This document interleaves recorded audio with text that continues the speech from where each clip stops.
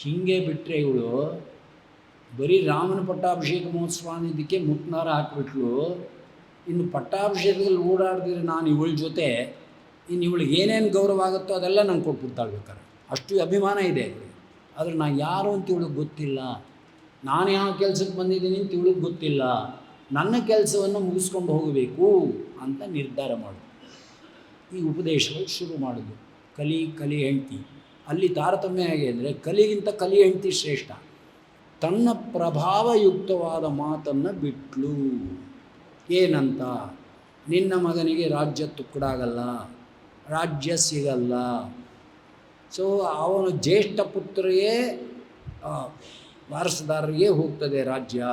ಹೀಗಾಗಿ ರಾಮ ಯುವರಾಜನಾದ ಅಂದರೆ ಅವನು ಹುಡ್ತಕ್ಕಂಥ ಮಕ್ಕಳಿಗೆ ರಾಜ್ಯ ಹೋಗುತ್ತೆ, ರಾಜ್ಯವನ್ನು ತುಕ್ಕಡ ಮಾಡಲ್ಲ. ನೋಡು, ಯೋಚನೆ ಮಾಡಿ.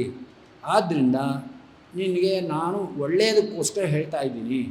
ಅದನ್ನ ಏನು ಸಂತೋಷ ಪಡ್ತಾ ಇದ್ದೀ, ದುಃಖ ಪಡೋ ಕಡೆ ಏನು ವಿಚಾರ ಅಂತ ಸಂತೋಷ ಪಡ್ತಿದ್ದೀ, ಯೋಚನೆ ಮಾಡು ಒಂದು. ಏನು ಯೋಚನೆ ಮಾಡೋದಿದೆ? ಹೋಗಲಿ, ರಾಮನೇ ಅವನಿಗೆ ಪಟ್ಟಾಭಿಷೇಕ ಆಗಲಿ, ಅವನ ಮಕ್ಕಳಿಗೆ ಒಂದು ಇದು ಹೋಗಲಿ ರಾಜ್ಯ. ನಾವು ಅವ್ರ ಸೇವಕರಾಗೇ ಇರೋದು.